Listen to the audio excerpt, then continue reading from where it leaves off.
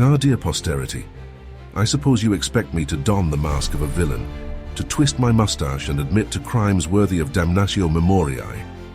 Perhaps you think me nothing more than a scheming miser, the wealthiest man in Rome with ambitions too grand for a mere mortal.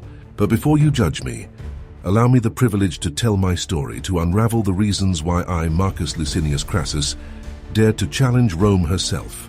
You may find me despicable, pitiful, or even tragic, but one thing you will not find is a man without purpose.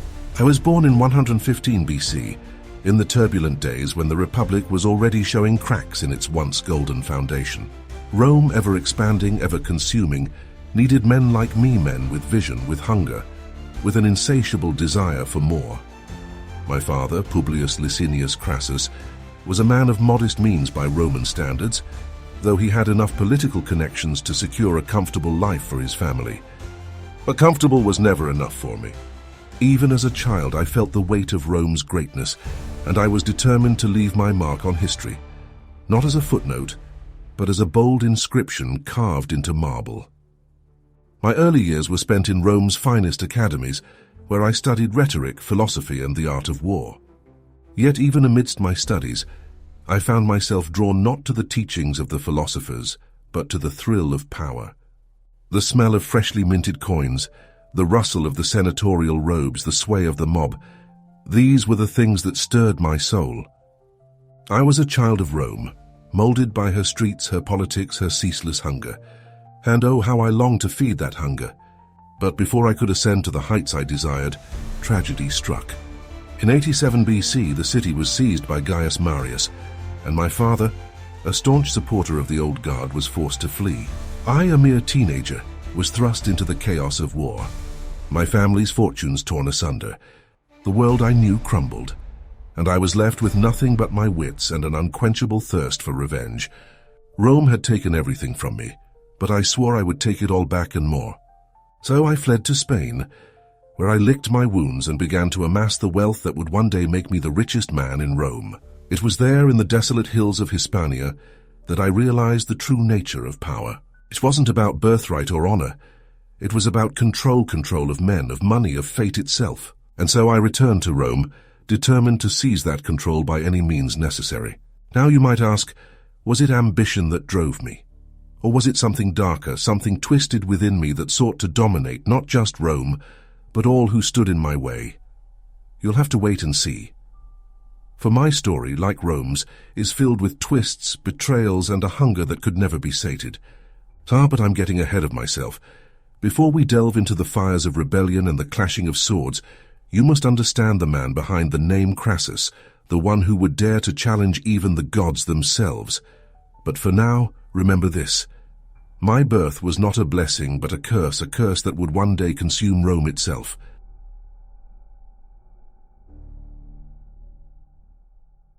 They say that money can buy anything in Rome: power, influence, even loyalty. And yet wealth alone is never enough. Wealth must be wielded, shaped into a weapon, or else it is as useless as an unsharpened blade. I, Marcus Licinius Crassus, knew this better than anyone. By the time I returned to Rome, my coffers were overflowing, my estates vast, and my ambitions sharper than ever.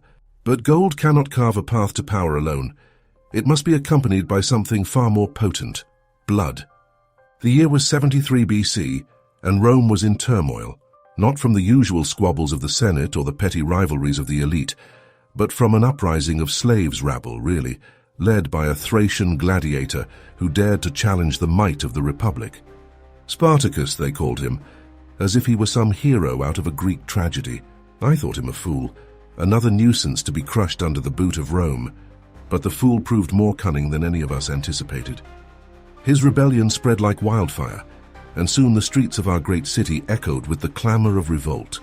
And so the Senate called upon me not because they admired me, or because I was the most qualified, but because I was the wealthiest. They knew that my riches could finance the legions needed to quell this insurrection, and I, ever eager to prove myself, answered the call. With gold in hand and vengeance in my heart, I marched against Spartacus, determined to end his rebellion and in doing so, cement my place in history.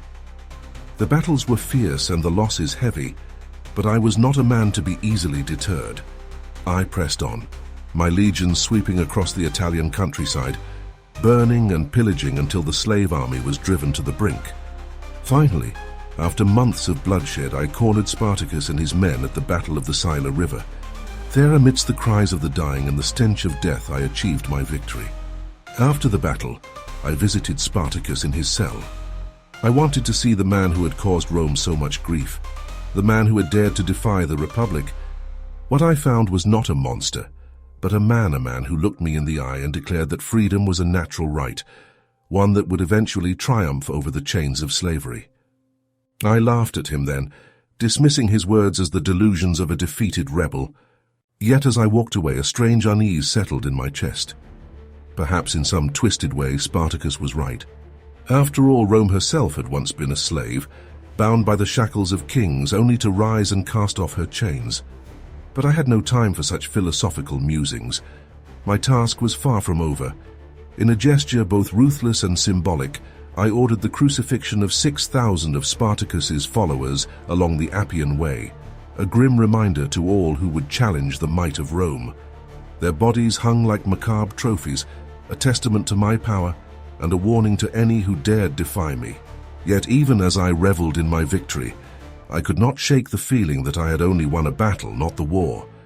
Rome was changing, shifting beneath my feet, and I could feel the tide turning against the old ways. The Senate, once the heart of the Republic, was now little more than a den of squabbling children, and men like me with gold and ambition were the ones truly pulling the strings. But Spartacus's words haunted me, and as I climbed the ladder of power, I began to wonder if in seeking to control Rome, I had become a slave to my own desires. The Republic was not what it once was, and neither was I. The chains that Spartacus spoke of were not made of iron, but of something far more insidious: greed, ambition, and the insatiable need for more. But I see you are eager to hear more. The tale of Spartacus is but a chapter in my life, a stepping stone on the path to the ultimate prize, the First Triumvirate. But before we get there, remember this: Rome was not built by saints, but by men like me, men who knew that to rule, one must first learn to conquer. And conquer I did, though the cost was greater than I could have ever imagined.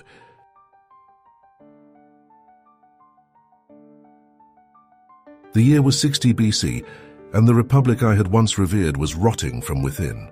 The Senate, a body meant to guide Rome with wisdom and restraint, had become a circus of self-interest and petty squabbles. I watched as men of lesser caliber than myself played at politics, content to wallow in mediocrity while Rome's true potential lay untapped. It was clear to me that the Republic was no longer the noble institution it once claimed to be.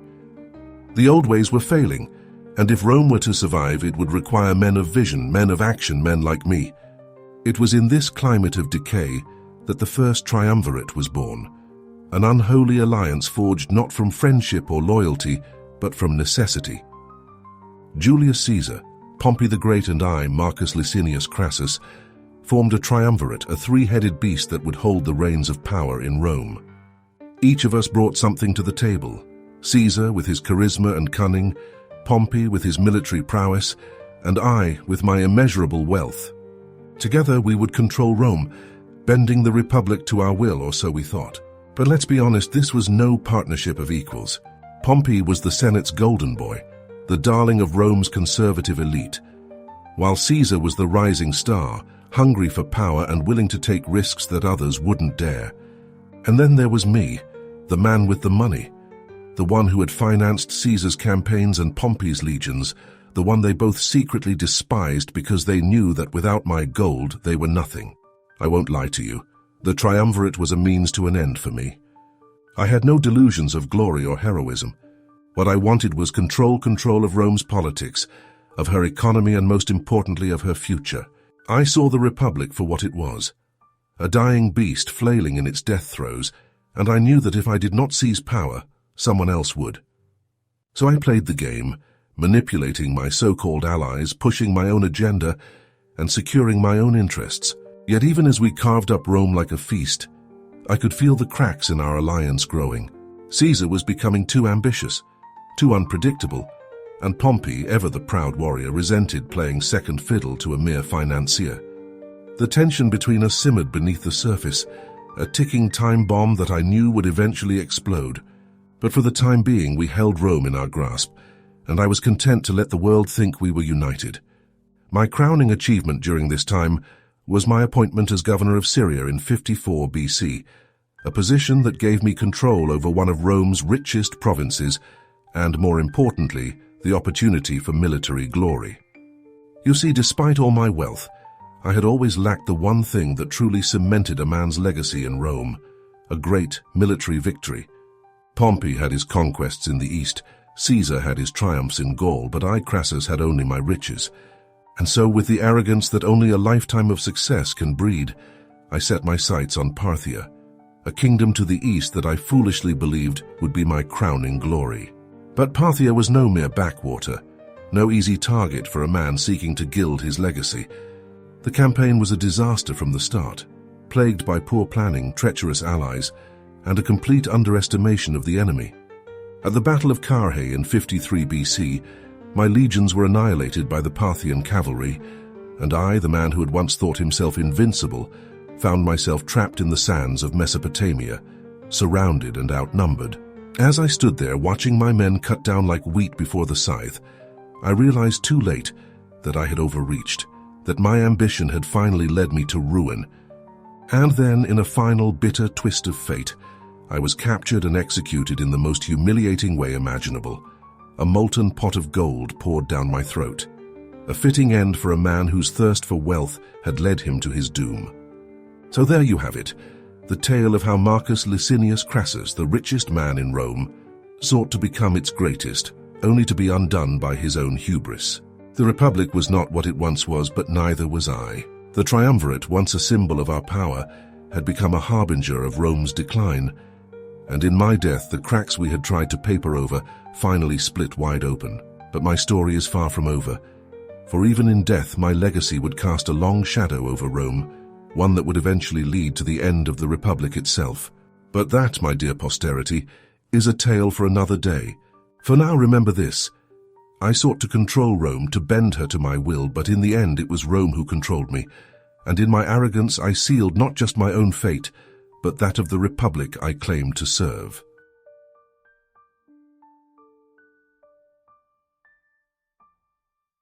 They say death comes to us all, but for some, it arrives with a bitter sense of irony, a cruel joke played by the fates. My death, oh, how the poets must have relished it, was a spectacle befitting a man of my wealth and ambition. You see, it wasn't enough for the Parthians to simply kill me on the battlefield. They had to make a statement. They wanted Rome to remember the price of arrogance, the folly of overreaching greed. And so I met my end not with a sword or spear, but with molten gold, a macabre jest at the expense of the man who had spent his life accumulating wealth. The events that led to my demise began with my grandiose ambition to conquer Parthia, a kingdom that had resisted Roman domination for centuries. I, Marcus Licinius Crassus, who had crushed Spartacus and financed Caesar's rise, believed that I could do what others had not. I imagined a glorious triumph, parades in Rome, my name etched in the annals of history as the man who brought Parthia to its knees. But hubris, that old companion of the mighty, blinded me to the reality that I was marching my legions into a death trap. The Battle of Carrhae was supposed to be my moment of glory, but it quickly turned into a nightmare. The Parthians, masters of cavalry and archery, danced around my heavy infantry, picking them off with precision and ease. My legions, who had followed me so faithfully, were slaughtered, their bodies strewn across the desert sands. And I, the great Crassus, stood helpless, watching as everything I had built was torn apart by an enemy I had underestimated. In the end, it was betrayal that sealed my fate. I had been lured into a parley with the promise of peace, but it was a ruse. The Parthians wanted me alive, not to negotiate, but to humiliate. They captured me, bound me, and in a final grotesque act poured molten gold down my throat. It was a cruel mockery of my life's pursuit, a reminder that all the wealth in the world could not save me from the consequences of my own ambition. And so I died, not in the glory of battle, but in the throes of agony, my final breath choked out by the very substance that had defined my existence. The news of my death sent shockwaves through Rome. The Republic, already teetering on the edge of chaos, was thrown into further disarray. My death was not just a personal tragedy. It was a symbol of the Republic's own demise, a sign that the old ways were crumbling and that new, darker forces were rising. But as I lay there in that distant land, my body a twisted relic of ambition's folly, I couldn't help but wonder, was it all worth it? Had my insatiable hunger for power, wealth, and control led me to greatness, or had it merely hastened my fall? The answer, I fear, lies not in my life, but in the legacy I left behind. A legacy that would echo through the corridors of time, shaping Rome's destiny long after I had turned to dust. For even as I met my end in that foreign land, the seeds of Rome's downfall had already been sown. My death would be the catalyst for a chain of events that would ultimately lead to the collapse of the Republic and the rise of the Empire. But before we explore that dark future, you must understand the true weight of my legacy, how a man driven by greed and ambition came to define an era, and how his fall signaled the end of a world he once sought to control. So let us leave the battlefield of Carrhae behind, for it is not in my death that my story ends, but in the chaos and turmoil that followed, in the shadow I cast over Rome, even from beyond the grave. The Republic may have survived my demise, but it would never be the same. And as we move forward, remember this: the death of a man like me is not just the end of a life, but the beginning of an era that would see Rome transformed, for better or for worse.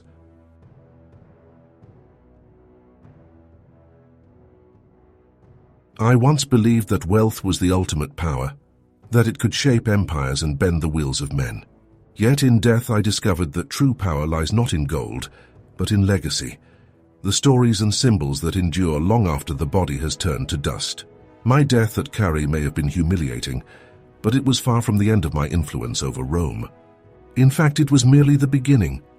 You see, the fall of Marcus Licinius Crassus was not just a personal tragedy. It was the first crack in the fragile foundation of the Republic. My death left a vacuum, a gaping hole in the triumvirate that had held Rome together. With me gone, the balance of power between Caesar and Pompey was shattered, and the uneasy alliance that we had forged began to unravel with alarming speed.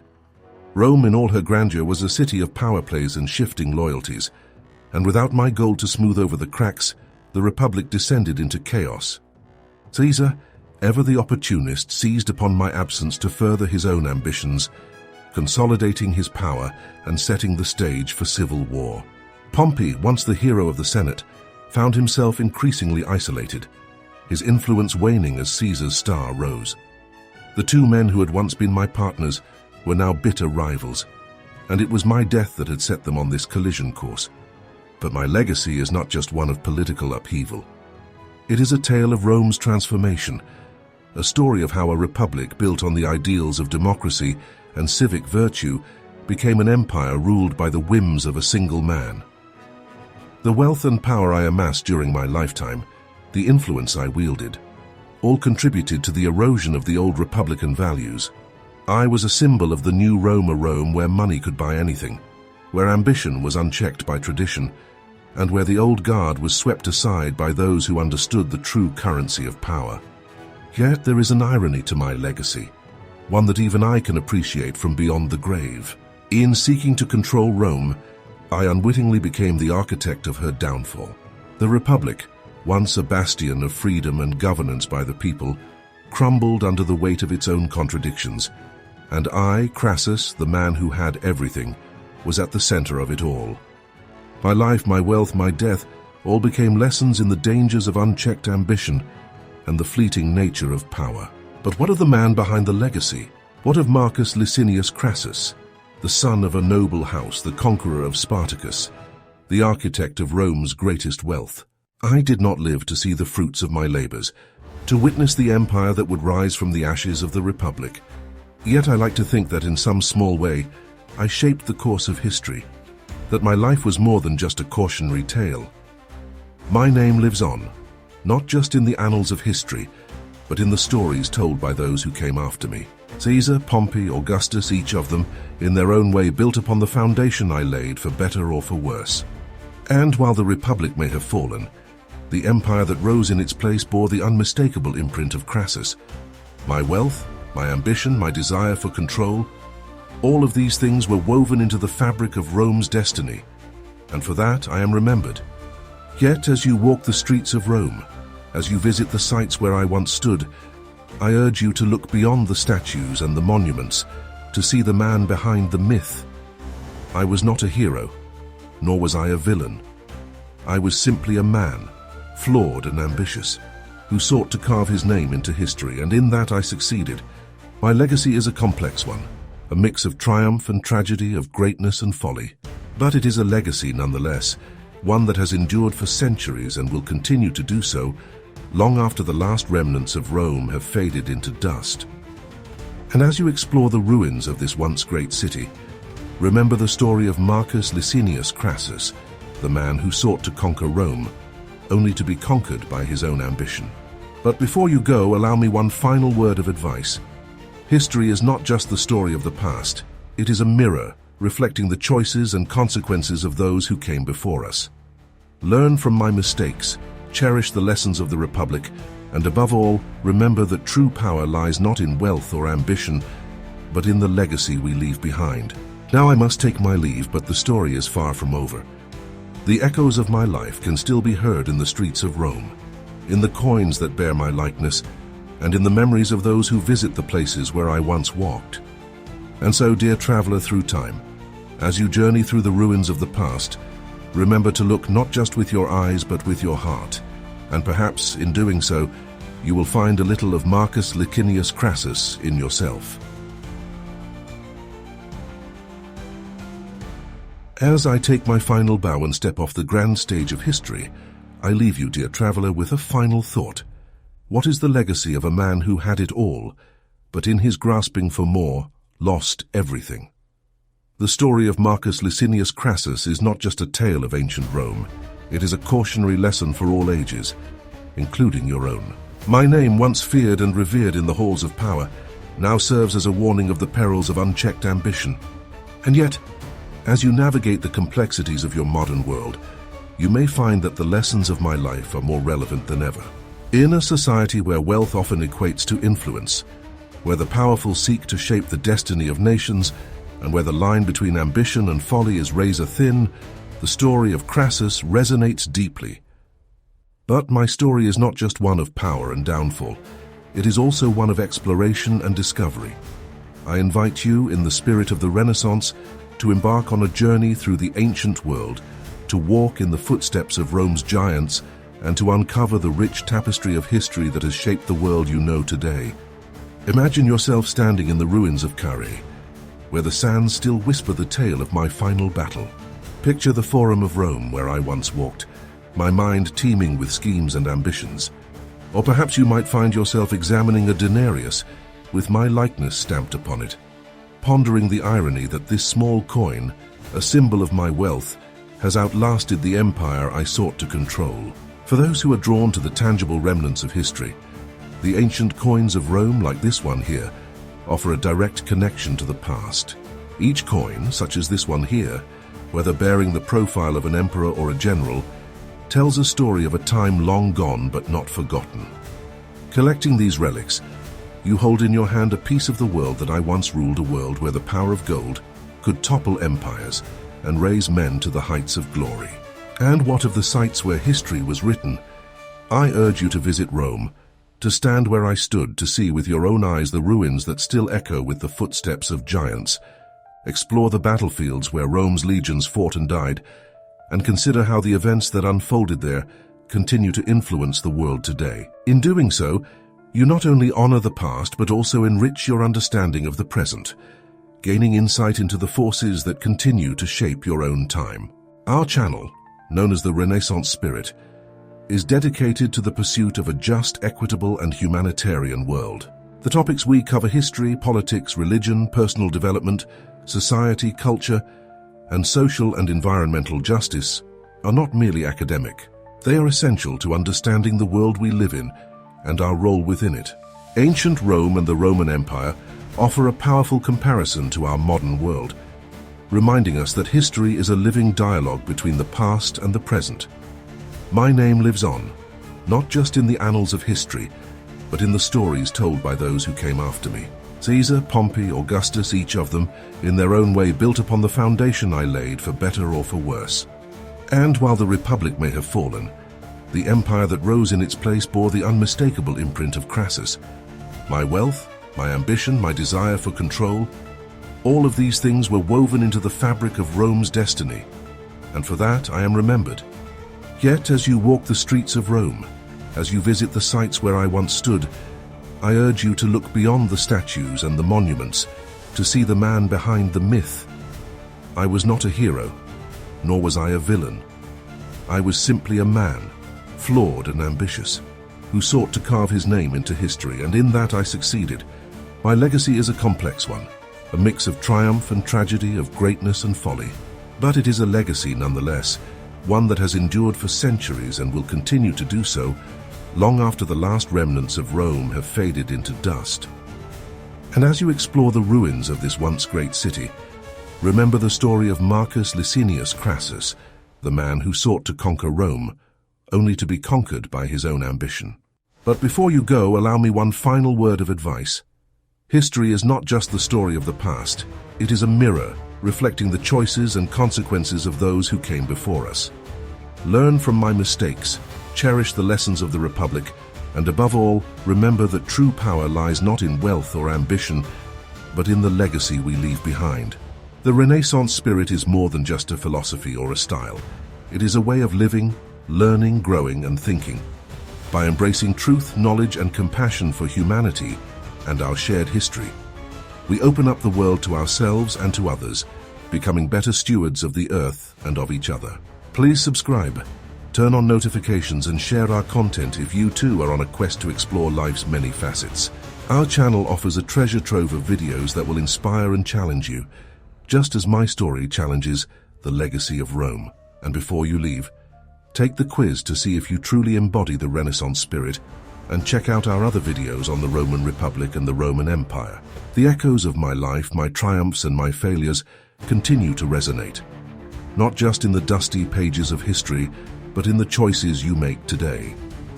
As you move forward, may you carry with you the lessons of the past, tempered by the wisdom of experience, and may the spirit of the Renaissance guide you in your journey toward a better, more just world. And remember, while I may have sought to shape history, it is you who will shape the future. Historia non et mortua, sed intellectus noster. Vive Renaissance spiritus!